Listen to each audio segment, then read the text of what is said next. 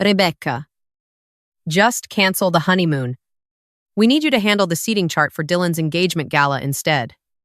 At least you'll finally contribute something meaningful to this family. My mother said it while stirring cream into her coffee at the Royal York's tea lounge. Her voice casual, like she was asking me to pass the sugar. Across the linen-draped table, my younger brother smirked behind his espresso cup, the cuff of his counterfeit Breitling catching the afternoon light. My father stared out the window at Front Street, refusing to meet my eyes.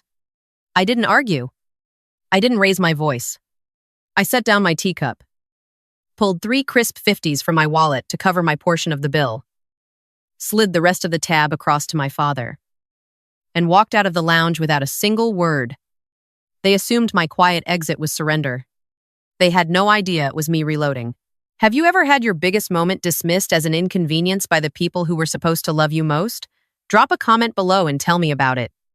I read every single one. My name is Rebecca. I'm 31. I live in a quiet neighborhood in Mississauga just west of Toronto. And for most of my life, I was treated as the family's rainy day fund, wrapped in the costume of a disappointment. It started when I was 15. While my classmates at Lorne Park were saving up for Wonderland season passes and prom dresses, I was slipping my father a folded envelope every second Friday containing exactly $180 from my shifts at a Tim Hortons off the QEW. He called it my share toward groceries. I called it rent. That same autumn, my parents leased Dylan a brand new Jeep Grand Cherokee for his 17th birthday. They didn't ask him for a cent toward gas. They didn't nudge him to pick up a part-time job at the mall. They tossed him the key fob over Sunday roast and told him, loud enough for the neighbors to hear, that he had the spark of a future prime minister. I remember standing at the kitchen window, watching him peel out of the driveway. While I mentally calculated whether I had enough left over after rent money to buy a used copy of my grade 11 chemistry textbook from a kid 2 streets over, I cried about it back then. I felt invisible and used and ashamed for feeling anything at all. But looking back from where I sit now, that envelope full of tip money was the best education my parents ever gave me. Even if they didn't mean it to be. It taught me the real weight of a Canadian dollar. More importantly, it taught me that their affection came with a price tag I was never going to be able to pay. No matter how many shifts I picked up, nothing. Though, Lee prepared me for the financial demolition they were about to detonate for my brother's engagement party. 3 days after that, humiliating coffee at the Royal York, I sat in my home office. In a bright little room in the condo, my husband Nathan and I had bought together without a single dollar of help from either side of our families. And I pulled up the land registry records for my parents' bungalow in Port Credit. Something wasn't sitting right. My father had spent the previous 2 winters complaining about the price of Enbridge gas bills and grumbling about how Tim Hudak had ruined everything decades ago. Yet somehow this family was throwing what Dylan had called a soft announcement for his engagement at one of the most exclusive venues on King Street West. The arithmetic didn't work. 1 click. 1 search result. And the truth bloomed across my screen in cold government font. It wasn't savings. It was carnage. To fund the $120,000 non-refundable deposit for Dylan's engagement gala, my parents had not simply scraped together a bit of extra money. They had taken out a home equity line of credit against the bungalow that they had spent 28 years paying down, stripping out almost 70% of the equity they had built. That alone made me feel sick. But I kept digging, pulling up what I could from public filings and cross-referencing with what I already knew about my father's accountant. To cover the balance, they had cashed out a sizable chunk of their RRSPs decades before retirement. They had eaten the withholding tax. They had voluntarily pushed themselves into a higher marginal bracket for the year. They had lit the entire framework of their retirement on fire to buy Dylan one glittering evening at a downtown Toronto ballroom. I stared at those numbers for a long time, feeling a chilly ache spread through my chest. Why would 2 adults in their early 60s make decisions this self-destructive time, isn't it? It's what I've come to think of as the believer's trap. My parents didn't simply love Dylan the way parents love a child. They had become devotees of the myth of him. They had wagered the entire back half of their lives on the fantasy that Dylan was a rising star at his investment firm. The kind of young man who would one day buy them a winter condo in Sarasota and foot the bill for their long-term care at the finest nursing home in Oakville. They needed him to be extraordinary. If Dylan turned out to be a genius, then their recklessness was actually shrewd investing. If Dylan turned out to be a fraud, and then they were just two aging retirees who had bankrupted themselves chasing a son's ego. That was why they resented me. I was stable. I was debt-free. I maxed out my TFSA every January. I was boring by their measure. And I was the mirror that reflected their own delusion back at them. Every time I paid my visa off in full, every time I brought home my own modest paycheck without asking for a loan, I was quietly reminding them that they hadn't needed to gamble everything away. So they had to keep smashing the mirror to protect the lie. They thought they were bankrolling a future prime minister. They had no idea they were funding a con artist who had already been stealing from his boss for years. The pressure campaign began about a month before the engagement gala, and it was not subtle in the slightest. It started with a text from Dylan at 2 a.m. when I had an early client call. Need you to confirm the wine list with the sommelier. You're better with details than I am. No, please. No, thank you. Just a command. As if I were his executive assistant rather than his older sister. I didn't respond. The next morning, while I was on a Teams call with a client in Calgary, my phone started buzzing. It was my mother. I declined the call. She rang back. And back. And back. 14 times in 23 minutes. When I finally stepped into my hallway, closed my office door, and picked up, my hands were actually shaking from the adrenaline. What is the emergency? I asked, keeping my voice level. Why on earth aren't you taking your brother's calls? She hissed. He is under enormous pressure. He needs you to review the vendor contracts. You know perfectly well that Dylan isn't good with fine print. I am at work. Mom, I said, and I am also planning my own honeymoon, which, as you'll recall, you told me to cancel. Don't be selfish. Rebecca. She snapped, the way she used to when I was 8. Dylan is on the verge of being promoted to managing director. Do you understand what that means? This gala is effectively a networking event for his career. Your little getaway is just a vacation. Put the family first for once. I am not doing it, I said. And I hung up. That afternoon, the three of them showed up at my condo door in Mississauga without calling first. I opened the door to find Dylan standing in the hallway in a suit that cost more than my first car. Flanked by our parents like bouncers outside a downtown club. He shouldered past me into my living room without waiting for an invitation. Where's Nathan? He asked. Scanning the open concept layout with a curled lip, out replacing somebody's kitchen sink. Nathan is working, I said evenly, leaving the front door open. What do you want? We need to have a conversation about your attitude, my father said, stepping in behind him. Dylan wandered over to the built-in shelves beside my desk.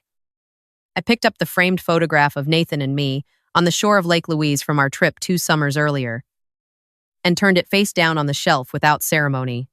Busy doing what he said. Turning back to me. Balancing a few small business books for chump change. Let's be honest here. Becca.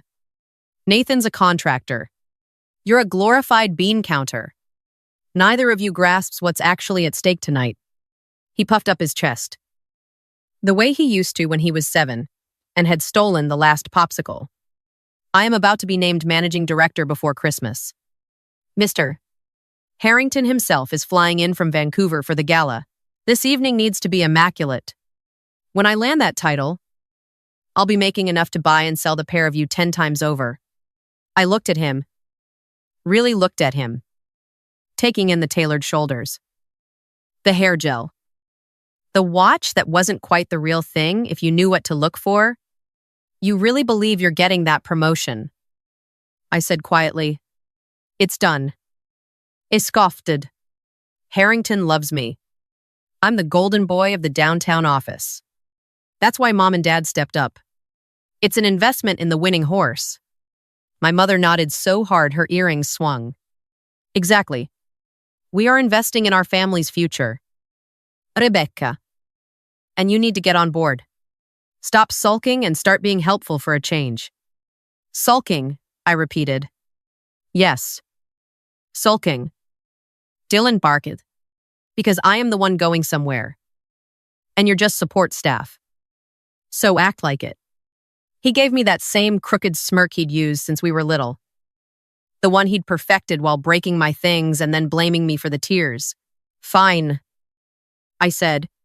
The word tasted like rust in my mouth. But I needed it there. I'll be at the gala. I'll handle whatever you need. Good, my father said, clapping Dylan on the shoulder. You see, she just needed reminding where she belongs. They filed out of my condo, congratulating each other in the corridor, laughing softly as the elevator arrived. They were certain they had crushed me back into my usual obedient shape. I shut the door, slid the deadbolt, and stood with my forehead pressed against the cool wood for a long minute. They didn't know that Nathan wasn't out replacing anyone's sink. Nathan was in a boardroom on Bay Street, initialing the final pages on the acquisition of a hospitality portfolio that included 3 boutique venues in downtown Toronto, one of which was the very ballroom Dylan had just put a deposit down on. And they certainly didn't know about my actual job. Glorified bean counter. Dylan had called me. I walked to my desk, opened my laptop, and logged into the secure portal for Harrington Wealth Partners. I entered my credentials. Username error. Whitfield. Clearance level. External forensic. Auditor. Retained by the board. Status. Active. I wasn't a small business accountant. I was the forensic CPA the board of directors had quietly hired 2 months earlier to find out where the leak in their private wealth division was coming from. I was the person my brother was going to be terrified of before this was over. He just didn't know I existed yet. I stared at the glowing screen for a long time. They wanted me to be useful. Fine. I was going to be the most useful person in that entire family's life. The next morning, I didn't put on my standard work-from-home fleece. I put on a charcoal wool blazer, a silk blouse, the color of ice, heels that clicked like metronomes on the granite floor of my lobby, and the small diamond earrings. I'd bought myself the day I closed my first corporate case. I drove my Lexus downtown, paid the ruinous rate at the Underground on Bay, and walked into Harrington Tower, 36 floors of glass and dark stone towering over the financial district. To my family, this building was the temple where Dylan worshipped. To Dylan, it was the kingdom he was about to inherit. To me, it was a crime scene I had been hired to process. The security guard at the desk, a retired RCMP officer named Ron, who almost never smiled at anyone, looked up as I approached. His spine straightened. He nodded once. Good morning, Ms. Whitfield. Conference room C on 34 is unlocked for you. Thank you. Ron. I tapped my pass against the reader. It wasn't a visitor's lanyard. It was a black-level credential, issued exclusively to senior officers, and the outside auditors retained to police them. The gate opened. I stepped into the elevator alone. I set up in the private conference room on the 34th floor. I didn't need to hack anything. I had root access already. I pulled up the ledgers for the private wealth division, filtering down to the accounts personally managed by the top producer of the last 2 years, Dylan Whitfield. Bean counter. I was not looking for arithmetic errors. Arithmetic errors are mistakes. I was looking for patterns. Because patterns tell stories, it took me less than 15 minutes to find the ghost in the machine. Dylan's numbers were beautiful. Too beautiful. He was posting 28% year-over-year growth in a market that had been essentially flat since interest rates climbed. I pulled up his 3 largest new client files from the last fiscal year.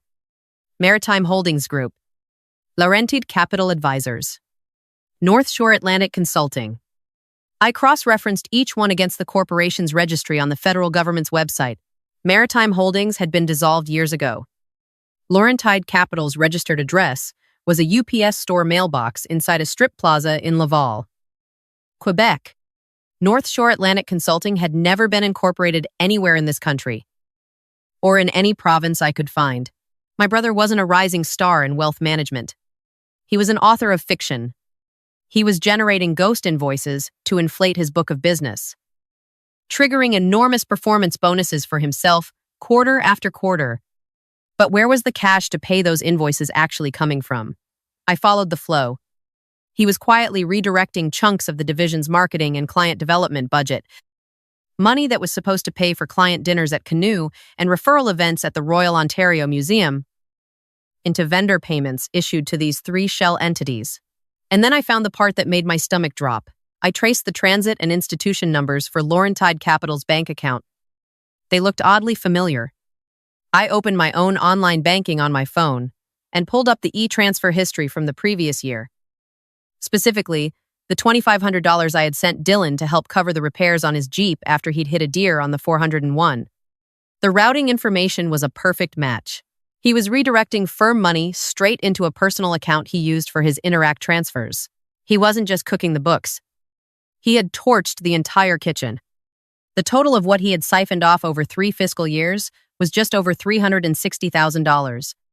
I sat back in the leather chair, pressing my knuckles against my mouth.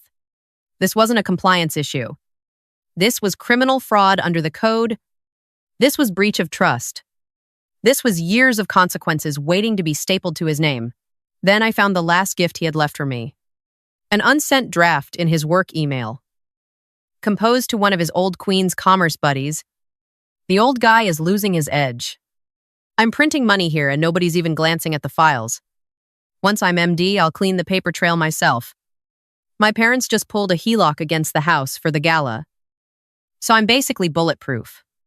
He called our parents' financial suicide his safety net. He was mocking them. He was mocking the man who had built this firm over 4 decades. I hit print. The laser printer in the corner of the conference room whirred to life and began feeding out page after page of statements, screenshots of registry filings, time-stamped email metadata, IP logs from 3 different cities, and a clean summary of every shell company. The stack was warm when I collected it. Thick. It felt like the weight of every folded envelope I had ever handed my father on a Friday night. I tapped the edges square against the polished boardroom table, slid the whole thing into a heavy cream envelope from the stationery drawer, and wrote 2 words on the front in my neatest cursive: engagement present. The evening of the gala was a spectacle of money I still can't quite describe. I arrived at the ballroom on King Street in a midnight blue gown I had bought 6 weeks earlier for exactly this purpose. Floor length, sharp-shouldered, quietly expensive. Nathan looked as though he had stepped out of a film in his tuxedo. We didn't look like staff. We looked like the people who signed the paychecks, which, as it happened, was technically true. We stepped under the chandeliers in the grand foyer, past ice sculptures and towering arrangements of white peonies. The room was breathtaking and completely hollow. Dylan was already holding court at the bar, 3 generous pours of rye deep. He spotted us the moment we entered and swaggered over with his glass. "Well, look who decided to dress up," he said, leaning far too close. "Rent the tux." "Nate, or is your sister-in-law covering that too? Nice to see you." "Dylan," Nathan said pleasantly. Dylan ignored him and turned to me. "It's not a party, Becca. It's a coronation. Harrington is here in person. He's going to announce my promotion tonight in front of everyone who matters. You know the best part," he gestured broadly at the ballroom. "Mom and Dad made it all happen, because they know who the real winner in this family is." Across the room, my parents stood beaming, clutching flutes of champagne, basking in the myth. They had absolutely no idea they were standing on a trap door whose hinges had been oiled weeks ago. Then Mr. Harrington stepped through the main doors, and the room hushed, the way rooms always hushed around him. He was 74 years old, silver-haired, and carried himself like someone who had built something that would outlast him. Dylan hurried over, palms practically sweating through his pocket square, launching into a rehearsed speech about vision and legacy and being ready to lead. Harrington listened with the patient half-smile of a man who had been letting rope play out for weeks. Then he excused himself, stepped up onto the small stage beside the string quartet, and tapped the microphone. Before the festivities continue, I would like to correct the record on something, he said. Precision matters in our line of work. Would you please welcome the lead external forensic auditor my board retained this past summer? My niece by marriage and the finest CPA in the city? Rebecca Whitfield. The spotlight swung across the crowd and landed squarely on me. A collective intake of breath moved through the ballroom like wind across a wheat field. My parents' faces went absolutely bloodless. Dylan's mouth opened and then closed. And then opened again. Harrington continued, calmly and clearly. Into the microphone. $360,000 in misappropriated firm funds. Fabricated clients. Funneled budget money. Years of breach of trust. There was no promotion tonight. There was only termination. Effective the moment he had entered the building. And the two officers from Toronto Police Service's Financial Crimes Unit, who had been quietly waiting in the coat room for the last 40 minutes, Dylan staggered backward.